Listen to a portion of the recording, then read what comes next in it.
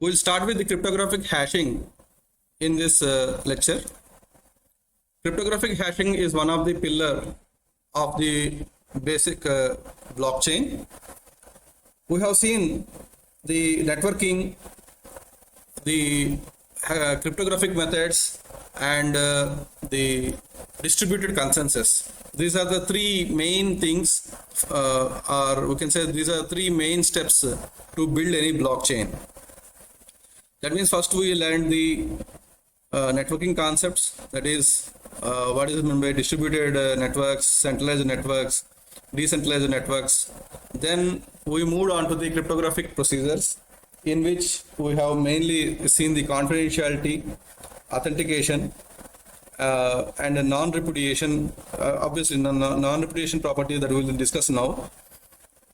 So this confidentiality and authentication that you can achieve with the help of public key cryptography algorithms. We have seen the discussion on the symmetric key cryptography, and we have observed that with symmetric key we can achieve the confidentiality and authentication, but other two properties, the main properties such as the non-repudiation and key management, cannot be achieved with the help of symmetric key cryptography. That is the reason we moved on to the asymmetric key cryptography.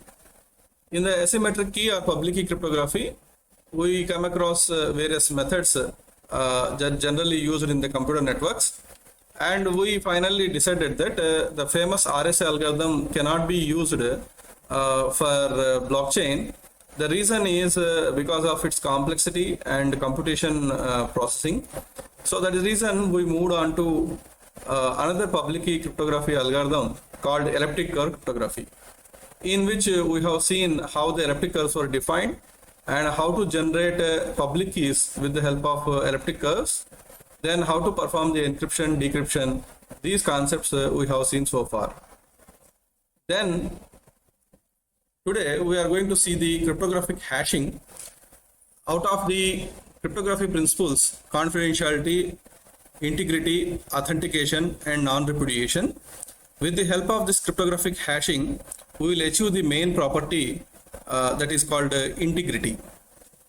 With the help of elliptic curve cryptography and public key algorithms, we may achieve the confidentiality and the authentication properties can be achieved, but the integrity, which means that how can we observe, is there any change appeared or is there any change occurred in the sent message? That means during the transit of the message, whether the message has been modified or not, how to verify. So that means nothing should be changed during the transit from the sender to receiver. This is what thing called integrity means. So how this particular integrity can be checked? So in order to check this integrity, we use cryptographic hashing functions.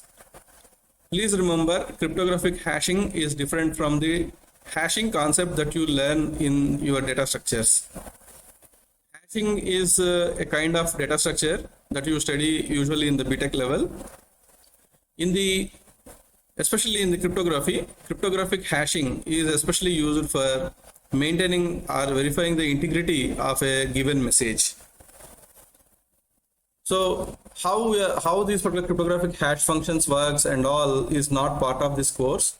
However, we'll see what are the main cryptographic hash functions that will be used for the building the blockchain systems. Hashing in cryptography is used to maintain integrity of data. The output of a hash function is also called as digest or hash value. So how to check the integrity of the data, whether it was modified or not? That means whatever the message that to be sent by the sender, what he will do is he will take a cryptographic hash function of his own choice and will pass this message through this hash function, so that it will generate a digest or it will generate a hash value. That hash value will also be attached with the packet that he sent, so that the receiver, whenever he receives the packet with the encrypted data, the receiver will decrypt the data and whatever the original message is there, that message will be again passed on to the cryptographic hash function used by the sender, and thereby the receiver will get the message digest. The message digest sent by the sender and the message digest he got after passing on to the cryptographic hash function are one and the same, then it means that the packet has not been tampered during the transit of during the transit. So in this way, the integrity will be checked using the cryptographic hash functions. Hash function takes any length input string. This is a very, very important aspect in cryptographic hash functions. One is any cryptographic hash function will take any length input string. It may be varying from 1 bit to any number of bytes, but always produces a fixed length hash value or digest. So this particular hash value or digest depends upon the hash function used by the program, hash function used by the users. The hash function do not require keys to generate hash value. Like encryption, decryption, we do not require any keys to generate a cryptographic hash value. Mainly, these cryptographic hash functions used in the building of the blocks in blockchain. In general, if you observe a block in a blockchain, that what we discussed in the previous lectures, each block consisting of two parts mainly. One is block header, another is block data. So that block consisting of two main parts. Block header will be consisting of the metadata of the information that is provided in the block data. So what are the various things that will be available in the block header, like hash of current block, hash of previous block, hash of all transactions in the block, Merkle root hash. All these are the metadata that will be available in the block header. So why this metadata is required means, if any change was happened in the block information, then automatically the hashes which are there in the block header will be invalid. So thereby it will avoid tampering. Transactions do not convey the identity as they represented using hashes. Complete anonymity is maintained in the block body. Most of the blockchain platforms uses the hash function that produces 256-bit length hash value. That means most of the blockchain platforms will consider a cryptographic hash function that produces 256-bit message digest. So with this, you can, if you have an idea of cryptography, then you can easily catch up what is the cryptographic hash function used. So the cryptographic hash function here to be used by many blockchain frameworks is SHA 256, simple hash algorithm, 256 bit. Especially these hash values are used to compare the data. So here are the list of hashing algorithms that are available. Message digest 2. This is one-way hash function. One-way hash function means whenever you write whenever you pass the message on the cryptographic hash function and get the message digest, with the message digest you cannot get the original message. This is what is called one-wayness. Message digest 4 is especially used in the pretty good privacy. Message digest 5 is the another version. It is an improved version of the MD4 and produces the 128-bit digest. That means any message that was passed through the MD5 cryptographic hash function will always produce 128-bit digest. MD6 it was not popularly used and it is for the experimentation purpose. Havel variable length one-way hash function and modification of MD5. This one is Havel is. RIPE-MD is a very popular message digest algorithm used in the European countries. Simple hash algorithm 0 This particular simple hash algorithm was broken, so it cannot be used. SHA1 also broken, it cannot be used. By knowing the difficulties, by knowing the problems that was happened in the SHA0 and 1, this SHA2 were developed with various message register lengths. So simple hash algorithm SHA2 upgradation to the SHA1 with various hash lengths such as SHA224. That means if you use this function, you will get 224 bit length message digest. Like that 256, 384, 512, like that various functions are there under the SHA2. Among this one, we, especially the blockchain frameworks, mainly uses the SHA256. Okay. So these are things for your awareness, but main thing is SHA256 majorly used by many blockchain frameworks. How in general the hashing of the data will happen? Data hashing will be happen in various ways. One is independent hashing. You take the message and run on, pass on to the cryptographic hash function. You will get the message digest. Like that, individually you take every string and get the message digest. This is called independent hashing. Assume in place of this string there is a transaction. Okay, say for example Ramu has sent ₹1000 to Gopal at so and so time at so and so date, on so and so date at so and so time. So this is the entire message or entire transaction information that will be passed on to the cryptographic hash function, and you will get the message digest. And this message digest usually will be included in the block. So if you make any changes in the transaction, instead of ₹1000, if you make ₹2000, then if you rerun the same transaction, you will not get this particular message digest, because if there exists change in the transaction in the message, then automatically message digest will also change. So that is the reason it will maintain the integrity of the transaction that was generated. So in this way, one method of performing hashing is independent hashing. Second one is combined hashing. Add these two strings and pass on to the cryptographic hash function, so you will get the message digest. So if this combined hashing was elaborated in a tree fashion, you will get the Merkle tree or hierarchical hashing. So in this hierarchical hashing, there are the messages like this, and this message was hashed, so you will get the message digest, and second message also hashed, you will get a message digest, and these two message digest will again added and pass on to the cryptographic hash function, you will get the new message digest.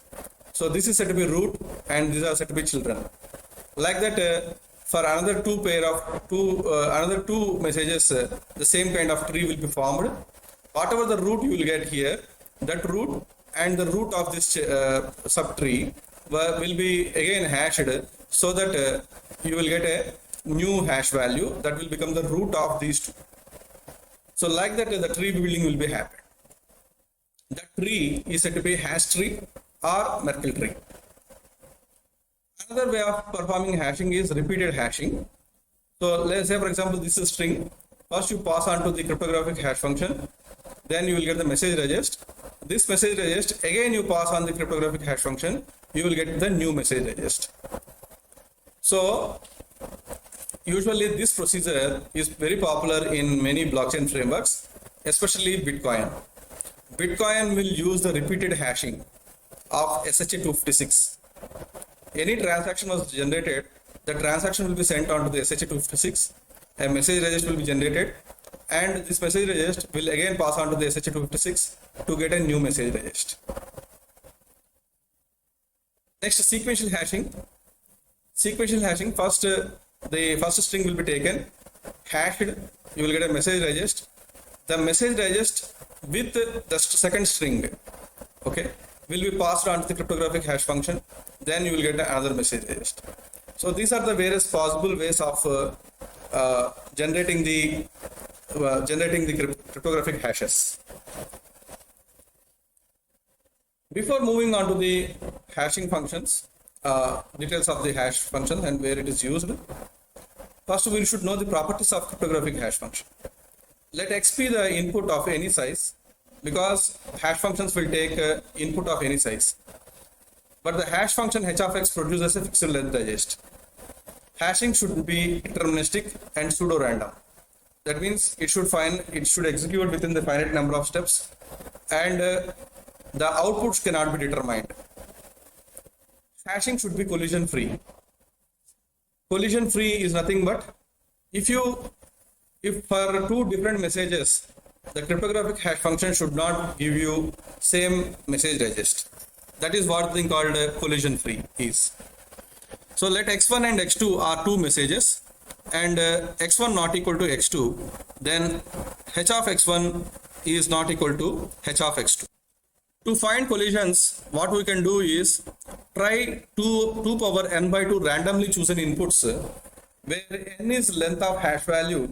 Then there will be greater than 98% chances that two inputs will collide. For example, you have taken a coin and gone for the toss. So there are two possibilities of outcome. One is head, another is tail. So whenever you go for head, so you put onto the cryptographic hash function, you will get a message digest. When you get the tail, you put onto the message cryptographic hash function, you will get the message digest. You just simply flip the coin and keep inserting the output into the cryptographic hash function, you will get the message digest. Over a period of time, if I observe the message digest, I can easily predict that the entire hash function or entire hash values that are going to be coming out are coming only from the specific inputs. That means I can make a guess by looking at the message, because the message digest will not change if you place head, or if you got the head as the output. At the same time, if you get the tail, the same message digest you will get, but that what you got for the previous tail. Because there is no difference, because the possible number of inputs are only 2. That is the reason you will get the same sequence of messages. Same sequence of message digests. So with this, you can easily identify. That means the possible number of inputs are low. Then obviously you can easily identify what could be the message digest.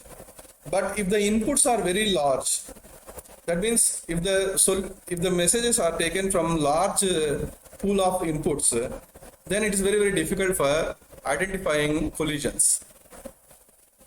So to find collisions, what here it is giving you is try 2 power n by 2 randomly chosen inputs where n is length of hash value. If you might have taken a hash value of around 256 bit, so you try 2 power 256 by 2 randomly chosen inputs, so that here there will be greater than 98% chance that two inputs will collide. This is also called as pigeonhole principle or birthday paradox. So we can explain this in better way, like for example, you have around 400 students, or say for example 200 students in a section, and if you look at in a year, around 365 days will be there. There is a probability, there is a greater than 98% chances will be there out of 200. At least 2 students' birthday will fall on the same date. So this is what they call birthday paradox. That means if the possible number of inputs are, say for example 365, if you take at least half, then there is a chance that greater than 98% chance that two inputs will be having same hash value.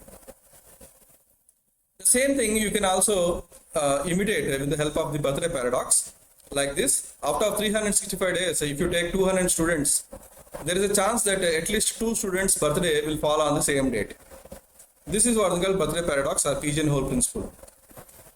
So if 256 bit was taken, that means 2 power n by 2 means 2 power 128. 2 power 128 is not a small number. So how you can pick 2 random numbers from 2 power 128 and check whether those inputs will be having the same hash value or not? it's almost it's take long time, very long time. So this procedure will take too long time. Is there any faster method to find collisions? There is no such faster method. Only thing is you have to use the quantum. Even though you use quantum computing, sometimes it is very difficult to identify the collisions. That is the reason. That is the reason they tried all possibilities. They tried maximum number of inputs for the collisions. So finally, they have not identified any collision after doing years of experimentation. That is the reason these are the cryptographic hash functions SHA-2 variants are said to be the collision free. But please remember, no hash function has been proven collision free so far. The reason is there is no specific mechanism to try all random possible inputs to check whether two messages will be equal, having the same hash value or not. So that is the reason they tried up to some benchmark limits. Then they finally said that okay, it's collision free, you can use it. So, but no hash function so far has been proven collision free. And some other properties of hash functions are: hash function should produce process hiding. Hiding means given the digest h of x, it is impossible to find x. That means reverse is not possible. Once you get the message digest, with the message digest, you cannot get the message. Is the above statement true always? Obviously, it is always true. Means we cannot say if the number of message set is low, is small. Like for example, the output of a tossing of coin, that is head and tail. Here only two inputs are there, so you can easily predict it. So it may fail in case very small set of values of x. Hiding property states that if k is chosen from a very spread out probability distribution, no particular value is chosen with more than negligible probability or having minimum entropy, then given hash of k with addition of the x value, it is infeasible to find x value. So this is one thing called puzzle friendliness property that we will discuss in the Bitcoin case study. So hashing should be puzzle friendly. That means for every possible digest value dv, if k is chosen from a distribution with a high minimum entropy, then it is infeasible to find x given that h of k with addition with this x.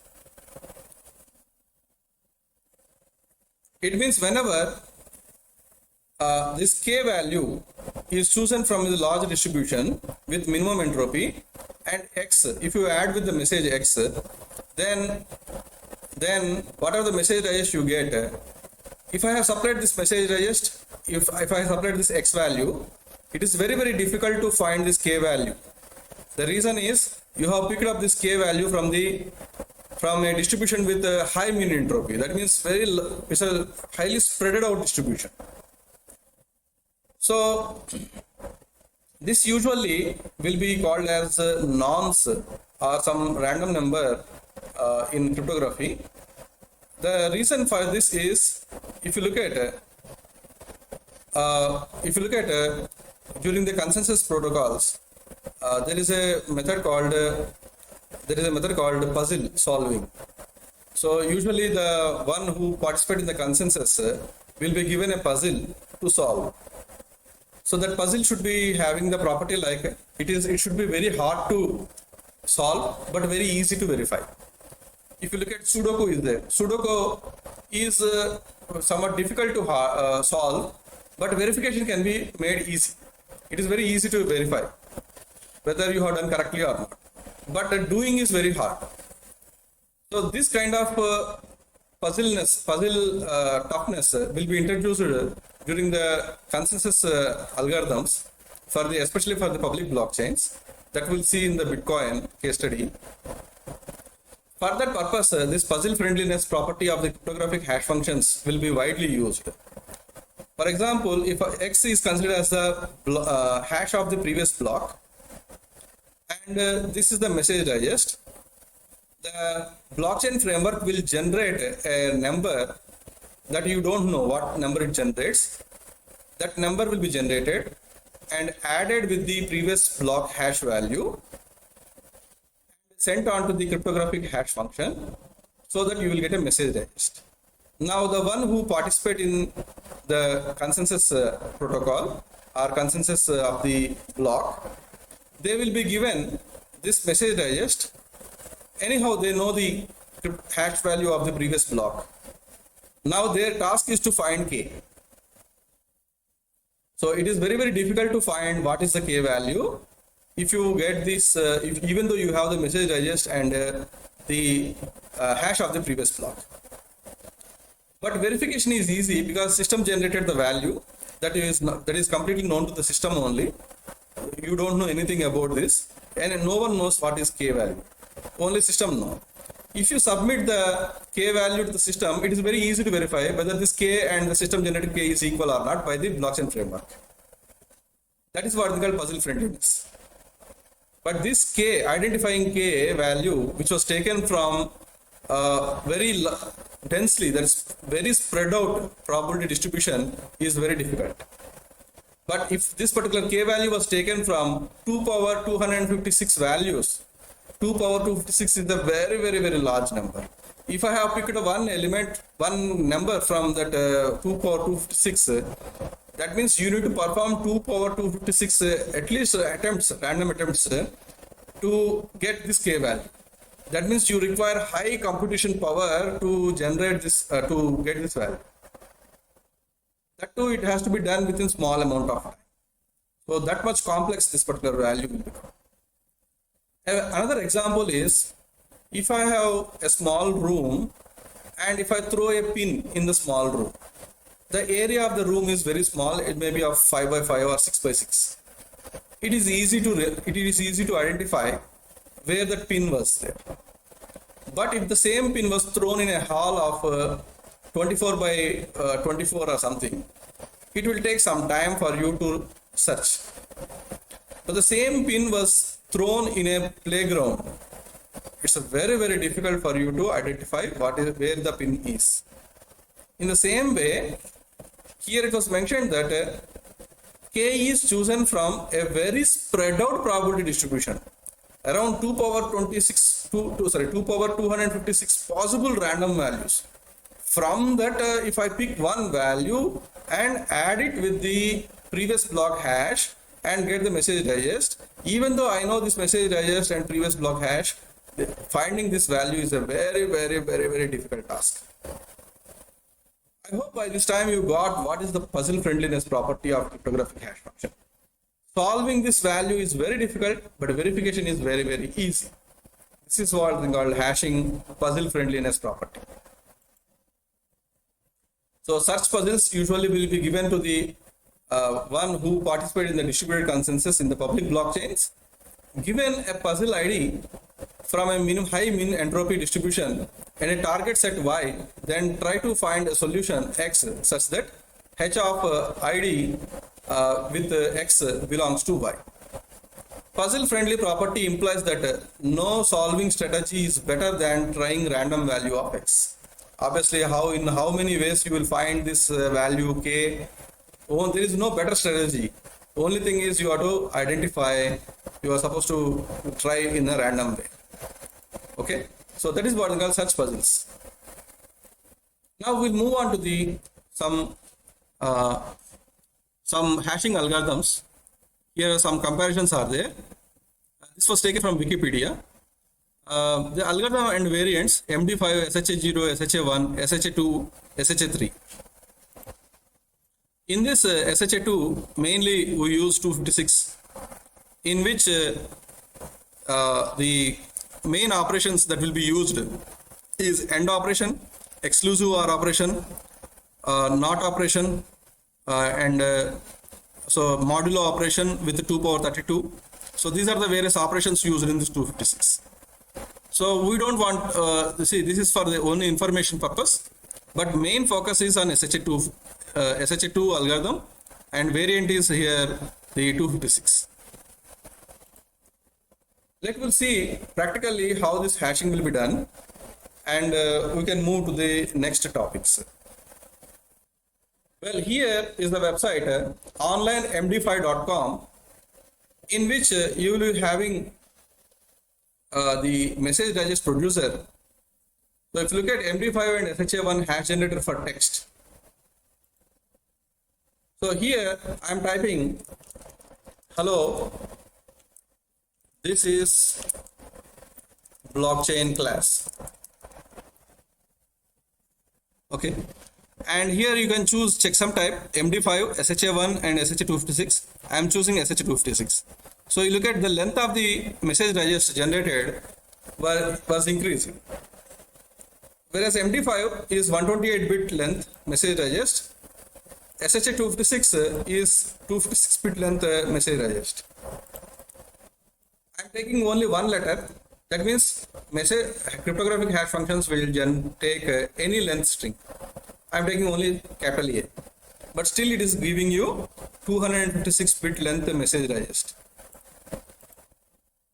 For example, sender has sent a message to receiver, like he has sent a message, hello. This hello message was encrypted and sent, but in transit, you please remember this is the message digest was produced with hello.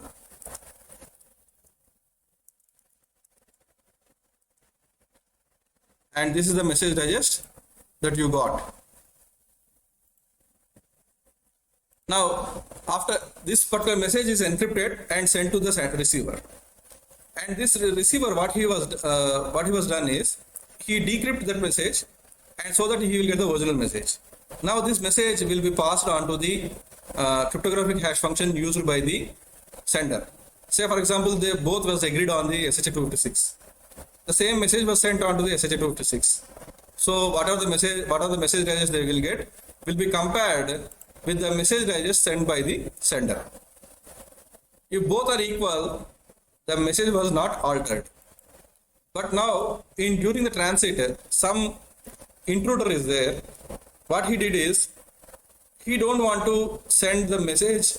He read the message because of some hacking techniques or cryptography techniques. He broke the encryption pattern and he got the string. Now, without changing any semantics, he changed capital H to small h. There is no difference between the semantics, even though you place capital H or small h. Both are one and the same. But the message was altered because some text was altered from capital letter to small letter. This minute change should also be recognized. How? Now you look at the message is completely different. Now we'll compare these two. So obviously the message digest is here, it is starting with capital H ELLO is starting with 185F, and here it is 2CF24. So completely different. The message digest is completely different. Just by changing one character in the message, the entire message digest was changed. That is what the beauty of the cryptographic hash functions. So that is reason if Ramu has sent Gopal ₹1,000. So this is the message digest you get. But if anyone in future, if it tries to change, look at for example here E5838, E58 is there, right? It is starting with the E583. Now in future, if somebody was changed it to 1500, then the message was changed. It's from 2E9. This cannot be compared with the previously generated hash value. With that anyone can come to know that some alteration was happened. So thereby what will happen? The alteration will be discarded. In this way, cryptographic hash function will help in maintaining the integrity. Especially these hash values are used for the comparison purpose. Whether the hash value generated in the previous one is equal to the hash value generated in current after receiving the transaction or not. So this comparison will be done. With this comparison, anyone can know whether the message has been altered or not. So hash functions can be applied with the normal messages, also with the files also. You can choose a file. You can choose any file size of any file. This will usually, whenever you try to download the open source softwares, so they used to give the digest MD5, SHA-256 or SHA-2 like that. Once you download the file, if the file was not corrupted, okay, then if you run the file on the SHA-256 or MD5, what was given there, whatever the message digest you get, you can compare the same message digest with the message digest mentioned in the website. If both are equal, that means the file has been successfully downloaded onto your computer without any problem. Most of the online downloaders, or you can say internet downloaders or internet file downloaders, used to use this particular method. So how they know that the file has been successfully downloaded? Usually if you use the internet downloaders, so you will be having a confidence that, okay, even after some time also, even if there exists a break in the internet system or break in the internet connection, again it will be connected and it will be downloaded, and all the things will be downloaded, and the entire file will be downloaded without having any corruption in that. So the reason is they will make continuous this hash values checking or these things, so that finally once the pieces or the files are downloaded, so all the the file downloaded will be verified with against the hash value with the website that was mentioned, whatever the hash value mentioned in the website, and thereby it will decide the file has been successfully downloaded or not. So this is the way these cryptographic hash functions will work. I hope by this time you come to know how the cryptographic hash functions will generate the hash values. The internal processes are not part of this course. That is completely different. The second link that I have given to you, in which you will be having a blockchain demo in which 256 hash. So just same thing, just whatever I'm writing. So HELLO. So HELLO capital S, that is 1858 F8. So 1855 F8, the same thing you will get. But if you change it to small h, so the hash value will change. So this is a very beautiful website to understand the blockchain concept. So if you look at the blockchain, say for example, you click here on top, there are some sections are there. In this blockchain section is there. Just to click on this, so you will get this particular page. This is the block one. Here nonce is there. Some random number was generated. Nonce means random number. Here I am writing a data like A has sent B 100 rupees. A has sent B 100 rupees. In a blockchain, the first block is said to be the genesis block. Now here this particular transaction was mentioned. Like that, I will write many transactions like this. A to B 1000, C to D around 1500, and D to A to E around 100. So this is these are the transactions that are included. Every transaction, this particular block value, nonce value, and these transactions all will be sent on to the SHA-256, and here the hash value will be generated. Now this hash value, observe here, the hash value here is C3BFF. Now this hash value will be placed in the second block. Okay, will be placed in the second block. That means previous block hash value will be taken to the current block. Now here, assume that I have written some transactions like this: C to E, A to C, and D to E. Now this second block has produced a hash value. Now this hash value will be used by the next block. See, look at 4059E5. The same hash value will be used by the second block.